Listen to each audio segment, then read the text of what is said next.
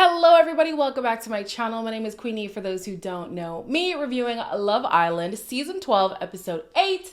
Before I get into it, please make sure to like this video, subscribe and hit the bell and leave a comment down below. So the episode picks up with the aftermath of the Shay and Tommy confrontation. Tommy in particular is still a little bit agitated. Maybe I shouldn't have called him a smug prick. I'm gonna use that one, sorry. Dee and Harry, who enabled you to do it, encouraged you to do it. I don't understand why you have a little bit of a tiff. You've gone behind my back to just stalk the girl that I fancy right in front of me, and he's still going behind my back. I just would never do that. I absolutely understand Tommy's irritation with Shay as it pertains to Megan alone. You know what I'm saying? Like, Megan said she's not interested. You're continuing to push yourself up on this girl. That's disrespectful. Understood. Where he loses me is when he thinks that Shay is doing it towards him in particular. And one of you guys in the comments like worded it properly. Tommy is giving Shay too much credit. And I think that's where my head is stuck too. I'm just like, I don't even think Shay is that manipulative. I think he's just dumb. I think he's just dense and he's a bit of a creep. That's where it starts and stops with me. Like, I don't think there's this master plan to, not at all, but hey, I could be wrong. I also understood some of your guys' perspectives when you say that because he is disrespecting Megan, Tommy also feels disrespected. Also understand that. Just again, the personal attack aspect is where I'm a little bit confused. But anyways, he doesn't really have smoke for the other guys, even though they all play the game together. I feel like they're accomplices in the matter, but that's fine. Then Helena and Harry have a conversation and she says that the game was definitely disrespectful. I mean, I do agree that for her, she should feel disrespected, but Harry has now shown you on multiple occasions that he's not really going to take you seriously. So it's up to you to think or to say, am I going to stay in this for Bants, you know, summer of love, hang out, chill, relax on the beach, get a brand deal maybe? Or do you actually want to take somebody seriously? Because if you do, then Harry ain't it. Alima and Ramel have a conversation about the challenge and she feels disrespected by something he said. That completely went over my head. But after hearing what she said, I'm like, yeah, girl, you're valid. I'm all looped up before you kissed Emily and she was standing right next to me. And you know that because you're smiling, so you know that. You think that's okay? Yeah, but I'm not even looking at it like that. You know, I'm playing What do for you 30. mean? I'm not. Sexual joke, like right next to me, I think that was a bit too far. I feel like I made it clear I like you and I'm putting in effort. Yeah, but like, I would never do that. Like, it's even worse the fact that you can't even take accountability for No, the yourself. conversation's not even done. I haven't because we're still Even talking. if you take it, no, I'm not going to take it because it's fake. I have not felt like you've even been feeling me like that. So I have nothing else to say, and I'm not going to take your apology. I'm sorry. I personally believe that Ramel is exactly the guy Alima was worried he would be at the beginning. I just haven't seen him prove otherwise. You know, he tries to be Casanova, tries to be like Rico Suave. You know, go ahead and explore. Ain't no problem in that, but there's a way you can do it. And this definitely gave uncouth, if you ask me. And if you ask Alima. Listen, one thing about Alima, she might not last long if Ramel turns his head, but one thing about my girl, she is very direct. I love that for her so much. Because typically on Love Island, number one, if you're a black woman, you kind of feel like I'm being perceived. I can't do too much. I can't check people the way that I typically would. Because, you know, people like Meg can do that no problem.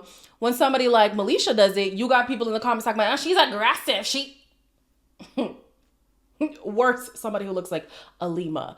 But Alima is not here for the BS, okay? You're going to come to her respectfully or don't come to her at all. And I love that for her. Emily and Tony have a conversation and she says that Connor had brought up the hideaway and she's like, oh, ouch. Okay, interesting. Then she has a conversation with Connor who believed that things were done, but clearly there was still some confusion in the situation. So Tony just says, you know what, point blank, let me just remove myself completely. There's no chance here, and I'm sure you agree. And they decide to end things on good terms.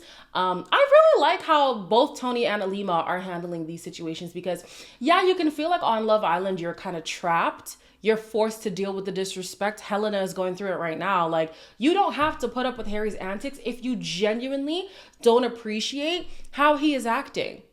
Especially if you feel like he has the potential to do better. If you say, these are my boundaries, that's then his opportunity to prove whether or not he's able to uphold those boundaries. And hopefully you're doing the same for him as well, you know? But you don't have to go along to get along simply to just stay on the show. Unless that's your prerogative. If you're here solely to win, then hey, do what you gotta do. If you're here to find a partner, then you have to stand on your integrity. We then have a conversation between Melisha and Meg yet again. But this time, they want to pull up Deon because they feel like they're getting some mixed messaging. I just want to know, what has he told you? Yeah, so he hasn't really said much, to be honest. You two look beautiful tonight. Thank you. Would you have a threesome with me and Tony? We'll continue that question. It was in my head. I had to say it. I know Deon is just lapping this all up. You got Meg crashing out every other day over him. You got Melisha still willing to try, even with Meg's antics. You got now the two other girls, well, mainly Yasmin, because Tony was just a bystander. Yasmin being like, do you want to explore a threesome? Like, I don't even know if it was just because of him saying that he's had like a consistent threesome group and they had over 20 or something like that. Or if it's because when she talked about being a homewrecker, she had pride in it. So I don't know like if this is her thing or if she's truly just trying to be cheeky, but either way, Deon is eating it up. So Melisha and Meg basically say, hey, Deon, you haven't been transparent. And he is adamant that he has been. I would argue that if both people feel like you haven't been transparent, then maybe there's some validity in what they're saying. If one person feels like they've gotten a direct answer and the other person didn't, then maybe I would say, okay, maybe this person is deciding to believe what they want to believe, regardless of what Deon has been telling them. But for the simple fact that he said, nobody compares to Meg, I'm going to focus on Meg, I only have eyes for her, but then you hatch a plan to then kiss Melisha in the challenge and then go back to Meg and say, oh yeah, well, I do want to explore. To me, even that is kind of a sign that you're not being as transparent as you could be. I think at this point, like Melisha was saying, you're acting like you're closed off. Just say that. But Deon, he knows he can't say that. He can't say that. Meg, she would start planning their wedding tomorrow. This girl is so focused on this guy. Like and even later on, she even says it. She's like, yeah, I'm not open. Sorry, I'm not. I'm not. And so, yeah, Deon definitely wants to take in the entire Love Island experience. And if that's the case, you have to be a little bit more clear with the women because they feel like you're not communicating clearly. Connor and Emily decide to sleep in the hideaway. All they did was kiss, but he did wake up with a boner that he said he's been having for the last 3 hours. I'm just gonna assume it's because they don't know how much time has passed in the villa because 3 hours? Even morning wood doesn't last that long, does it? I'm not gonna fact check that. I'm really not. Then we have Shay, who has a conversation with Tommy and Megan. They just decide that they're going to have a conversation with him together so that all of this can be put to rest. For some reason, he doesn't seem like you've properly shut him off. There was a little bit of like miscommunication, obviously, when you said you were speaking to Megan. That's grand now, you're leaving me be. Yeah. Yeah. We had a little joke, so in my head I'm going, right, me and Jay no more. Yeah. For me, it was just like light-hearted banter in a challenge. It was a kiss. But I shouldn't have called you them names as I walked off. And I'm sorry. Yeah, no, you apologise, so I appreciate that. Across. So Shay does agree that things were closed off and he didn't realize that Tommy felt like it was a personal attack, which to me just proves what I believed, that he's dense and he's grimy. He's dense and he's grimy. I mean, if we really want to like kind of dive deep into this, the man did expose the fact that he had been involved with a 50-year-old woman at 19. Maybe the parameters of consent and boundaries are a little bit murky for the guy. That's a little bit of context that we could add to the conversation if we wanted to. It is unfortunate that was even his experience. I still think that is disgusting from that lady disgusting. But yeah, I just think that he's dense. I don't think he fully thought through what picking Meg intentionally after knowing that she's not interested was going to do to her and to Tommy. So he apologizes, they squash it, it's done. Before bed, Dejon told Meg about the comments that came from Yasmin and Tony saying that they want a threesome with old boy. And she doesn't believe him. So first thing in the morning, she wants to check in with the girls to see if it's true. And sure enough, it's true. Who asked what? I did. You girls look beautiful tonight, blah, blah, blah. I said it like really tongue-in-cheek. Would you have a threesome with me and Tony? And he went, we'll pick up on that later. I laughed, I'm not gonna lie. I'm annoyed at that. No, I'm just a bit confused. Like, you were there, Tony. I wasn't being like dead serious. And I didn't know that question was coming. We need to have a full-on talk of what open means. Isn't that right, D-boy? What happened? You mean to tell me when someone actually says something that you can genuinely stand on the hill and say that it is disrespect, you have no smoke? You have no smoke? And sometimes, you know, sometimes the internet gets in a tizzy when race is brought into it, but it is very hard for me to not see the difference between this interaction and her interaction with Belisha. Be so for real. Clearly, Meg is gonna be bothered by this. She's like, oh, I need to have a conversation with Dejon about what being open really means. Girl, sure, okay. She talks to him after and she's like, oh yeah, you were egging on the threesome conversation. Yet another exaggeration coming from Meg. Like, girl, no. Girl, what? No. So then he's like, I didn't egg it on. And I don't think that he did. He added a comment that didn't help the matter. Either way, Dejon is literally laughing in front of her face. And so is Connor and Emily because they're like, yo, she cannot be serious right now. She really can't be serious. I think that she was blowing it out of proportion, especially considering the other reactions she's had to something that genuinely wasn't disrespectful, in my opinion. So yeah, I was looking at her like, girl, please. But anyways, they are gonna squash it.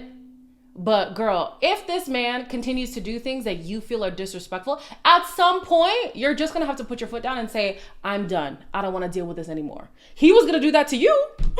Girl, give that energy right back. Ramel and Alima also have a conversation outlining what it looks like to be closed off, to be open, how to be open respectfully. And Ramel does apologize again. Like, I want to make things work and at least say if it didn't, I tried, right? I'm going to be extremely mindful from both the respect angle. I didn't even deep the angle. I'm happy you communicated to me exactly how it made you feel and from how you can potentially feel. Yeah, seems like we're on the same page when it comes to that. Yeah. I love how you've always got the Carmex, you're prepared. For sure. I just want... Try another one. They joke about him being a simp, and y'all should know by now, I mean, me personally, I don't mind a simp, okay? I don't mind a simp at all. What was I talking about the other days before? Give me a nigga who shalons, okay? That's what I'm looking for. To me, I feel like Alima wants somebody who's very intentional. And that's why she's been taking her time with him, because she wasn't sure, are you just physical? Are you just looking for something fun? Are you looking for something serious? Like, what's the deal? So the way that he handled this conversation, it did give her a glimpse into his more serious side, his more intentional side. So I do understand why she's now letting her guard down with him. Now, is this the guy that I want her to be coupled up with in the long run? No. I want somebody else for her, but in the meantime, if this connection works, then fine. I did appreciate how Ramel circled the conversation back. They didn't get belligerent with each other. They didn't insult each other. It was just like, okay, we had a misunderstanding. Let's come back and rectify the situation and let's move forward. Dejon and Melisha have a conversation where he says, yet again, I'm open, child. I'm open. And boy, is he open, because he's talking to her. He's talking to, what's her face? What is her name? Yasmin. And then we have Meg in the girls' room being like, yeah, I'm actually not as open as I thought I was. I'm in trouble for something I didn't even do. Again? Them two wanted to have a threesome with me. Maybe we should have had a conversation like one-on-one. I want to get to know you. I feel like I made that clear. I'm gonna start pulling me more now. Yeah, no, most definitely. Like, he's like, yeah, but we both said we're open. maybe I'm not. To be fair, I didn't think that you was interested. I feel like with you, like, you don't really give much away. Yeah, no, I'm definitely not closed off with Meg. Okay. Now we finally get the truth from Meg. Like, girl, you have an impression of where your relationship is with this guy and he's not there yet. So of course, everything is gonna feel like a disrespect because he's already your boyfriend in your head.